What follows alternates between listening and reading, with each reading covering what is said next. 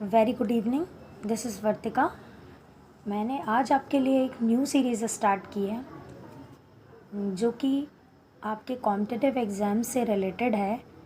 Competitive exams में जो maths आता है, जैसे कॉम्पिटिटिव एग्ज़ाम्स जैसे कि रेलवे, एसएससी, व्यापम, जिसमें कि एमपीएसआई, कांस्टेबल, वन रक्षक, जेल प्रहरी, ये सभी एग्ज़ाम्स में जो भी मैथ्स आता है हम अब उन पर डिस्कस करेंगे। यहाँ पर मैंने जो पहला टॉपिक लिया है मैथ्स का, वो लिया है नंबर सिस्टम। और इसके बाद मैं आपको बाकी के जो टॉपिक्स होते हैं जैसे profit and loss, percentage, SI, CI, ये सभी भी टॉपिक्स मैं आपको एक्सप्लेन करूँगी। लेकिन अभी हमने सबसे पहले स्टार्ट किया है नंबर सिस्टम, जिसका हिंदी में मतलब होता है संख्या पद्धति। नंबर होता क्या है, सबसे पहले हम ये जानते हैं। नंबर यानी संख्याएं। कोई भी जो नंबर होता है, जब हम किसी चीज़ को नापते हैं या फिर हमें किसी चीज़ को काउंट करना हो या फिर कोई चीज़ को हमें मेज़र करना हो, तो उन सारी चीज़ों को हम किसकी हेल्प से नाप सकते हैं या फिर मेज़र कर सकते हैं? With the help of number की हेल्प से हम क्या करते हैं, उन चीज़ों का अनुमान या फिर उन चीज़ों का हम गणितीय रूप लिख सकते हैं। उन्हें हम नंबर कहते हैं। जो नंबर होता है उसके बहुत सारे टाइप्स हैं। यहाँ पर हम नंबर के टाइप्स पढ़ेंगे कि नंबर होते कितने टाइप के हैं पहले तो, ताकि जब हम आगे के जो क्वेश्चंस करें तब हमें वो सारी जानकारी पहले से ही पता हो कि नंबर कौन से होते हैं, कितने टाइप के होते हैं, किस नंबर के बारे में बात किया जा रहा है। ये सारी जानकारी हमें उस टाइम पे पता हो। इसलिए मैंने सबसे पहले आपको टाइप्स ऑफ नंबर के बारे में यहाँ पर डिस्कस करूँगी। पहला जो है वो है टाइप्स ऑफ नंबर में नेचुरल नंबर, जिसे कि हम हिंदी में प्राकृत संख्याएं कहते हैं। प्राकृत संख्याएं वे संख्याएं होती हैं जो कि 1 से स्टार्ट होती हैं। ऐसी संख्याएं जो 1 से स्टार्ट होती हैं, जैसे 1, 2, 3, 4, 5, और ये संख्याएं जो हैं वो इनफाइनाइट तक जाती हैं। इन्हें हम प्राकृत संख्याएं कहते हैं। प्राकृत संख्याओं के बाद जो सेकंड है वो है होल नंबर, जिसे कि हम पूर्ण संख्या कहते हैं। पूर्ण संख्या वे संख्याएं होती हैं, वे नंबर होते हैं जो कि 0 से स्टार्ट होते हैं, जैसे 0, 1, 2, 3, 4, 5, और ये इनफाइनाइट तक जाते हैं। याद रखिए, नेचुरल नंबर जो है वो 1 से स्टार्ट होगा, होल नंबर जो है वो 0 से स्टार्ट होगा। अब थर्ड है इंटीजर्स, जिसे हम पूर्णांक संख्याएं कहते हैं। पूर्णांक संख्याएं ये हम जानते हैं, जैसे कि ये नंबर लाइन है। नंबर लाइन में यहाँ बीच में 0 होता है, यहाँ पर 1, यहाँ 2, यहाँ पॉजिटिव में होते हैं नंबर्स +3, +4, और ये इनफाइनाइट तक जाते हैं। इसी तरह इसके लेफ़्ट साइड पे -1, -2, -3, -4, और ये आगे माइनस इनफाइनाइट तक जाएंगे।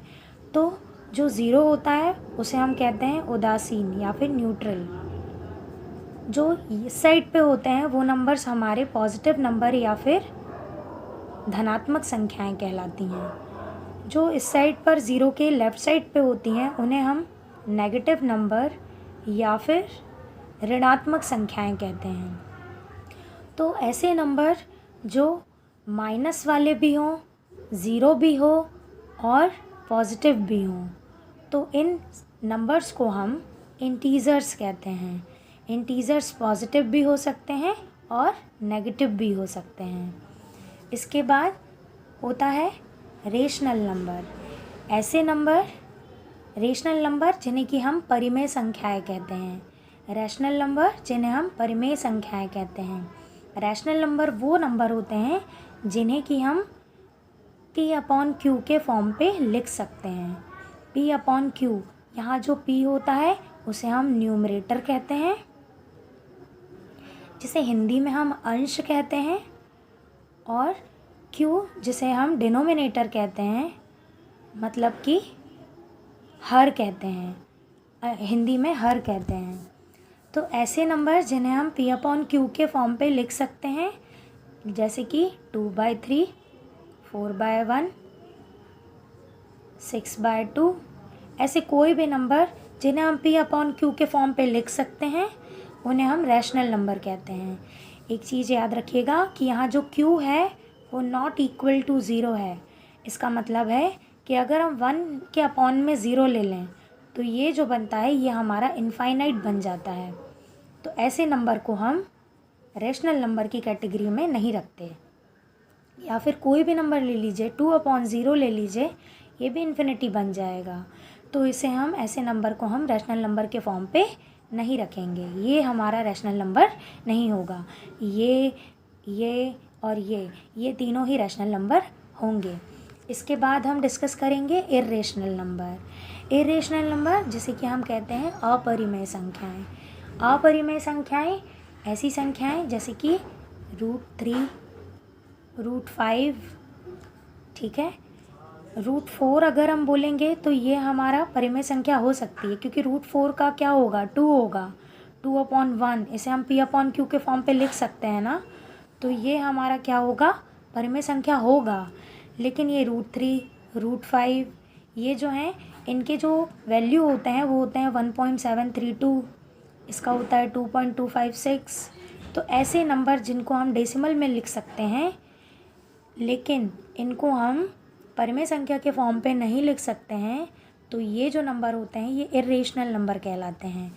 पाई जो है, पाई जिसे का वैल्यू होता है 22/7, इसे भी हम इर्रेशनल नंबर की कैटेगरी में डालते हैं, क्योंकि 22/7 का वैल्यू होगा 3.14।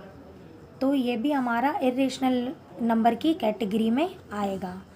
इसके बाद हम डिस्कस करेंगे रियल नंबर। देखिए, रियल नंबर, ऐसे सारे नंबर्स रियल नंबर हो सकते हैं जो कि नंबर्स की कैटेगरी में आते हैं, जैसे कि 1 हो गया, 5 हो गया, -1 हो गया, -2 हो गया, ये सभी क्या हैं, रियल नंबर्स हैं, ठीक है।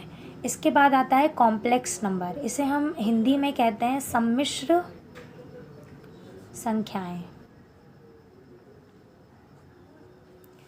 तो सम्मिश्र संख्याएं जो होती हैं, जैसे कि हम a+ib के फॉर्म पे लिखते हैं, ये हमारी सम्मिश्र संख्याएं कहलाती हैं। i का मतलब होता है आयोटा, और i का जो वैल्यू होता है वो √-1 होता है, ठीक है। तो ऐसे नंबर जिन्हें हम i के फॉर्म पे लिखते हैं इन्हें हम सम्मिश्र संख्याएं कहते हैं, ठीक है। इसके बाद हमारा नेक्स्ट होता है सम संख्याएं, इवन नंबर। ऐसे नंबर्स जैसे कि हम इवन नंबर वो नंबर कहलाएंगे जैसे 2, 4, 6, 8, 10, ठीक है। जो भी नंबर 2 के पहाड़े पर आ रहे हों, ऐसा समझ सकते हैं आप, तो वो क्या कहलाएंगे, इवन नंबर कहलाएंगे। अब क्या है, विषम संख्याएं। अब इन नंबर्स को छोड़ करके जो भी नंबर बचते हैं, जैसे कि 1, 3, 5, 7, ठीक है, 9, ये सारे नंबर्स जो होंगे ये हमारे विषम संख्याओं में आएंगे, ठीक है। इसके बाद हम आते हैं अभाज्य संख्याएं या फिर प्राइम नंबर। तो अभाज्य संख्याएं वे संख्याएं होती हैं जिनका भाग स्वयं से या फिर 1 से जाता है। जिनका भाग स्वयं से या फिर 1 से जा सकता है उन्हें हम अभाज्य संख्याएं या प्राइम नंबर कहते हैं, जैसे कि 2, 3, 5, 7, ठीक है, 11, ये सारे जो नंबर्स होंगे ये अभाज्य संख्याओं के अंतर्गत आते हैं। क्यों? क्योंकि देख लीजिए, जैसे कि 2 है, ये सिर्फ 2 से ही जाएगा, 2 1 ज़ा 2, ठीक है, या फिर 1 से जाएगा। तो ऐसे नंबर्स, जैसे यहाँ पर 7 ले लिया, 7 का डिवाइड करने पे सिर्फ 7 से ही डिवाइड होगा और किसी नंबर से नहीं हो सकता। तो ये जो हैं ये प्राइम नंबर्स कहलाते हैं। अब प्राइम नंबर्स के बाद आता है कंपोजिट नंबर या फिर भाज्य संख्याएं। वे संख्याएं जिनके क्या होते हैं, 2 से अधिक खंड होते हैं। उन्हें हम ये भाज्य संख्याएं या कंपोजिट नंबर कहते हैं। जैसे कि एक नंबर लीजिए, जैसे यहाँ पर होता है 4 हो गया, ठीक है, 6 हो गया, ये सारी क्या होंगी, भाज्य संख्याएं होंगी। क्यों? क्योंकि जैसे देख लीजिए ये 4 है तो आप गुणनखंड करेंगे अगर, तो 2 दूनी 4, 2 एकम 2, तो इस तरह से आपके 2 गुणनखंड हो रहे हैं। 2 से ज़्यादा भी हो सकते हैं, 6 भी हो सकता है, 2 3 ज़ा 6, यहाँ 3 1 ज़ा 3, तो 2 से ज़्यादा हों या 2 हों, ऐसे इनके खंड हों तो उन्हें हम भाज्य संख्याएं कहते हैं। अब नेक्स्ट है हमारा सहअभाज्य संख्या। देखिए को प्राइम नंबर जो होता है, अभी हमने प्राइम नंबर देखा था, तो प्राइम नंबर वो नंबर थे जिनका भाग स्वयं से या फिर 1 से जाता था, तो उन्हें हम प्राइम नंबर कहते थे। तो अब आता है को प्राइम नंबर, ठीक है। तो को प्राइम नंबर में क्या क्या हो सकता है? को प्राइम नंबर वो नंबर होते हैं जिनका महत्तम समापवर्तक क्या हो, 1 हो। को प्राइम नंबर क्या होते हैं? वे नंबर होते हैं जिनका महत्तम समापवर्तक या फिर HCF हाईएस्ट कॉमन फैक्टर क्या होना चाहिए, 1 होना चाहिए। उसे हम सहभाज्य संख्या या फिर को प्राइम नंबर कहते हैं। जैसे कि देख लीजिए 2 3 हो गया, ठीक है, 2 3 हो गया, और 5 7 हो गया, 11 13 हो गया। तो ये जो नंबर कहलाएंगे ये हमारे को प्राइम नंबर कहलाएंगे, क्योंकि जब हम इनका HCF करते हैं तो इनमें हमें सिर्फ एक ही कॉमन फैक्टर मिलता है, वो होता है 1। तो इनका हाईएस्ट कॉमन फैक्टर क्या आना चाहिए, 1 आना चाहिए। तो हाईएस्ट कॉमन फैक्टर इनका 1 होगा, मतलब कि ये क्या होंगे, को प्राइम नंबर्स कहलाएंगे। ये कई बार कॉम्पिटिटिव एग्जाम में आ जाता है, बताइए कि इनमें से कौन सा को प्राइम नंबर होगा। तो आपको क्या करना है, कुछ नहीं करना है, बस उनका HCF निकाल करके देख लेना है। अगर 1 आ रहा है, दोनों में 1 ही बस है, एक कॉमन फैक्टर है, तो वो क्या होगा, को प्राइम नंबर होगा। अब नेक्स्ट है हमारा दशमलव संख्याएं, या फिर हम इनको डेसिमल नंबर्स भी कहते हैं। तो डेसिमल नंबर्स ऐसे नंबर्स जिनको हम डेसिमल फॉर्म पे लिखते हैं, जैसे कि 5/2 लिख लीजिए, तो ये हो गया 2.5, ठीक है। तो ये क्या है, पॉइंट है, इस पॉइंट को हम क्या कहते हैं, दशमलव संख्या, दशमलव कहते हैं। तो इस दशमलव में जैसे कि और भी नंबर ले लेते हैं हम, जैसे 2.536, तो यहाँ दशमलव के बाद की जो संख्या होती है हमें एक एक करके गिनते हैं। इसे कभी हम 536 या फिर 536 नहीं कहेंगे, इसे हम कहेंगे 2.536। और दशमलव के पहले की कोई भी संख्या है, जैसे यहाँ पर है 32.536, तो इसे हम साथ में पढ़ लेंगे, इसे हम पढ़ेंगे 32, इसे हम 32 नहीं पढ़ेंगे, ठीक है। तो 32.536, इसे हम इस तरह से दशमलव संख्या या फिर डेसिमल नंबर कहते हैं। अब देखिए दशमलव संख्या जो होती हैं ये भी कितने, 2 टाइप की होती हैं, ठीक है। तो दशमलव संख्या जो होती हैं ये भी 2 तरह की होती हैं, एक होता है शांत दशमलव, एक होता है अशांत दशमलव। तो जो शांत दशमलव होता है उसमें क्या होता है, इसे हम कहते हैं हिंदी में इंग्लिश में कहते हैं नॉन टर्मिनेटिंग, और जो अशांत होता है उसे हम कहते हैं टर्मिनेटिंग, ठीक है। तो नॉन टर्मिनेटिंग जो होगा, शांत दशमलव जो होगा, जैसे कि हमने यहाँ पर 5 का 2 में डिवाइड किया, तो हमारा ये देखिए 2 2 ज़ा 4, यहाँ 1 बचा, यहाँ हमने दशमलव लगाया, 0 बढ़ाया, तो ये हो गया 2 5 ज़ा 10, ठीक है। तो ये 2.5 आ गया और ये हमारा पूरा डिवाइड हो गया, है ना। तो जब पूरा डिवाइड हो जाता है, कुछ भी शेष नहीं बच रहा है और आगे कोई भी इसके रिपीटेशन नहीं हो रहा है, पूरा डिवाइड हो गया है, तो ऐसे दशमलव जो कहलाते हैं उन्हें हम शांत दशमलव या नॉन टर्मिनेटिंग नंबर्स कहते हैं। अब अगला होता है अशांत दशमलव या फिर टर्मिनेटिंग। इसमें एक होता है आवर्ती और एक होता है अनावर्ती।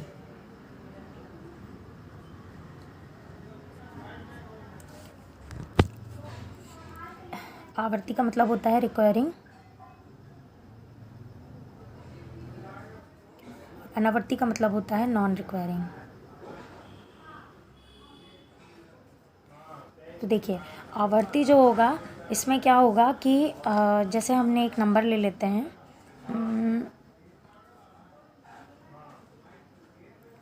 नंबर जैसे हमने लिया 100/3, ठीक है। तो यहाँ पे देखिए 3 से 100 का डिवाइड कीजिए पहले, तो ये हो गया 3 3 ज़ा 9, 1 बचा, ये 0 बढ़ाया, ये 0 यहाँ नहीं उतारा। अब यहाँ पर दोबारा हमें यहाँ पे डिवाइड करेंगे, 3 3 ज़ा 9, फिर ये 1 बचा। अब हमें फिर से 0 चाहिए, तो यहाँ पर हमने पॉइंट लगाया और यहाँ पर एक 0 बढ़ाया, तो ये फिर से 3 3 ज़ा 9, फिर से 1 आ गया, तो फिर पॉइंट लगा हुआ है, एक 0 बढ़ा लेंगे, 3 3 ज़ा 9। तो इस तरह से ये जो 1 है ये रिपीट होता जाएगा और यहाँ पर ये जो 3 है ये आगे आता जाएगा। तो ऐसे जो नंबर होते हैं, जैसे कि 100/3 ये जो है ये बार बार क्या हो रहा है, जो 3 है ये रिपीट हो रहा है, जैसे कि 33.3333, इस तरह से ये आता जाएगा। तो इसे हम कहते हैं आवर्ती, इसे हम क्या कहते हैं, आवर्ती। और यहाँ पर क्या होता है, सेम नंबर क्या होता है, रिपीट होता है। जैसे कि एक यहाँ पर हम फॉर एग्जांपल लिख देते हैं, जैसे कि आ जाता है कभी 73.123 123 123, तो ये 123 123 123 क्या हो रहा है, रिपीट हो रहा है, एक सी लय में हो रहा है, एक से नंबर्स हो रहे हैं रिपीट, तो इनको हम आवर्ती की कंडीशन पे डालेंगे, ठीक है। अनावर्ती जो होते हैं इनमें जो रिपीटेशन होता है ये सीक्वेंस में नहीं होता है, इनका सीक्वेंस नहीं होता है, ये कुछ भी रिपीटेशन होता जा रहा है और ये क्या होता है, अपरिमित होता है, ठीक है। तो आवर्ती में क्या होता है, ये जो रिपीटेशन होगा ये क्या होता है, सीक्वेंस में हो रहा है, 1 2 3 1 2 3 1 2 3 या 3 3 3 3 3 इस तरह से हो रहा है। लेकिन अनावर्ती में ये जो रिपीटेशन होता है इनमें ये सेम नहीं होता है, डिफरेंट होता है। लाइक यहाँ पर इस तरह से नंबर आ रहे हैं, जैसे समझ लीजिए 23.7614321956, इस तरह से कोई भी नंबर आता जा रहा है आगे, कोई भी सेम इनका सीक्वेंस नहीं है, तो उन्हें हम अनावर्ती या नॉन रिक्वायरिंग के फॉर्म पे इनकी कंडीशंस पे रखते हैं। ये कहलाता है हमारा अशांत दशमलव और ये कहलाता है शांत दशमलव। शांत दशमलव में याद रखिएगा ये रिपीटेशन नहीं होता है, ठीक है। और अशांत दशमलव में रिपीटेशन होता है, उसमें भी 2 टाइप होते हैं, एक आवर्ती एक अनावर्ती, ठीक है। तो ये हमारा हो गया नंबर सिस्टम का टाइप्स, ये हमारे नंबर्स के टाइप हो गए। अभी हम जो नेक्स्ट वीडियो रहेगा हमारा वो हम विभाज्यता के नियम पर बनाएंगे, ताकि हम इसमें बता सकें कि कौन सी संख्या को हम मतलब कोई भी संख्या को हम देख करके ही पहचान लें कि वो किससे डिवाइड होगी। तो ये विभाज्यता के नियम के थ्रू हम इसको बता सकते हैं। विभाज्यता का नियम इंग्लिश में होता है डिविजिबिलिटी रूल, ठीक है।